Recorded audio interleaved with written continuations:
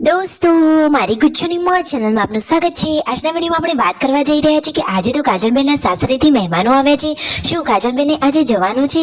દિવ્યાંશ જો એના ઘરે જવાની કેમ ના પાડી રહ્યો છે? એ તો કહે છે કે ના, મારે તો આવવું જ નથી। અને દોસ્તો, આજે તો દિવ્યાંશે કાજલબેનનો ફોન પાણીમાં નાખી દીધો।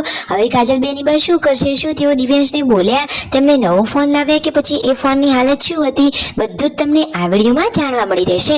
મારી ચેનલ પર નવા હોય તો ચેનલને ફટાફટ લાઈક, શેર એન્ડ સબસ્ક્રાઇબ કરી દો। Full video in life of Thakor channel દોસ્તો, ફૂલ વિડીયોની લિંક ડિસ્ક્રિપ્શનમાં મૂકેલી છે, ત્યાં જઈ તમે આખો વિડીયો વોચ કરી શકો છો। આવી ટૂંકી ટચુકડી લાઈવ લેટેસ્ટ ટ્રેન્ડિંગ માહિતી મેળવવા માટે કરી દો મારી ચેનલને ફટાફટ સબસ્ક્રાઇબ। તો ચાલો દોસ્તો, વધારે રાહ ન જોતા આપણે વિડીયોની શરૂઆત કરી દઈએ છીએ।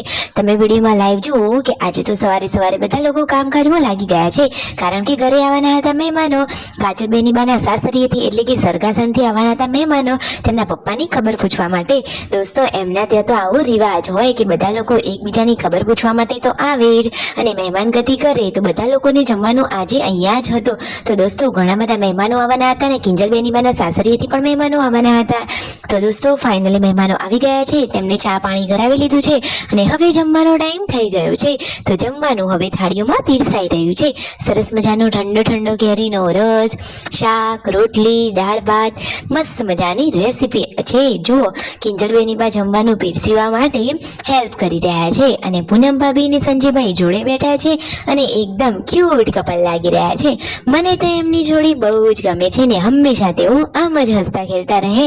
જો, બધા જ લોકો માટે જમવાનું અહીંયા થાળીઓમાં પીરસાઈ રહ્યું છે અને મહેમાનો માટે પાથરણા પણ પાથરી દીધા છે। તો હવે બસ બધા જ મહેમાનો સાથે જમવા બેસી જાય। તો દોસ્તો, આજે તો ઘણા બધા મહેમાનોએ મહેમાનગતિ કરી, આખો દિવસ રસોઈમાં અને મહેમાન નવાજીમાં જ રહ્યો। તો દોસ્તો, જુઓ તો ખરા, કાજલબેનની બાને આજે જવાનું છે અને કિંજલબેનની બા પણ આજે જવાના છે। બંને દીકરીઓ આજે તેમના સાસરીએ જવાની છે। તો પિયરમાં તો સાવ સૂનું જ પડી જશે, કોણ જવાનું છે ને કોણ નહીં, બધું જ તમને આ વિડીયોમાં લાઈવ જોવા મળી રહેશે। તો દોસ્તો, તમને સત્ય અને સચોટ વાત આપી દઈએ કે જુઓ, કાજલબેનની બા અત્યારે નથી જવાના।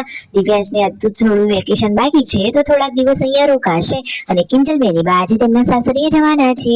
કિંજલબેનને તો જવાનું છે પ્રવાસ, કેદારનાથના પ્રવાસમાં 15 થી 17 દિવસ જવાનું છે અને અહીંયા બધા મહેમાનો જમી રહ્યા અને પછી છેલ્લે જુઓ, તેમના ફુવા અને તેમના પપ્પા જમ્યા, પછી ઘરના લોકો જમવા બેઠા। આજે તો જમવાના 3 વાગી ગયા હતા। દોસ્તો, જુઓ તો ખરા, મહેમાન નવાજીમાં 3 વાગી ગયા, ખબર પણ ના પડી। પછી મહેમાનોને તો જવાનો ટાઈમ પણ થઈ ગયો। તો જુઓ, કેટલા બધા મહેમાનો હતા, 2 ગાડીઓ લઈને તો સરગાસણથી જ આવ્યા હતા અને પૂનમ ભાભી અહીંયા થોડો રેસ્ટ કરી રહ્યા છે।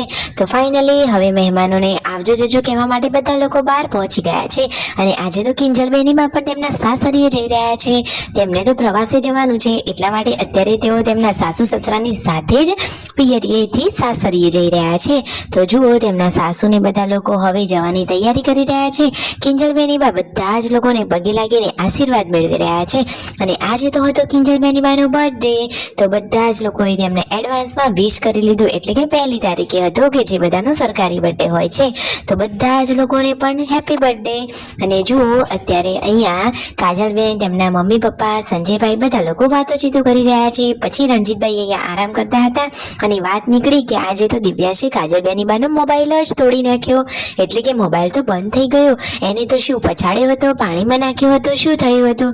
જુઓ, આ રહ્યો કાજલબેનની બાનો આ મોબાઈલ, તેની હાલત તો તમે જુઓ, ડિસ્પ્લે જ ઉડી ગઈ છે।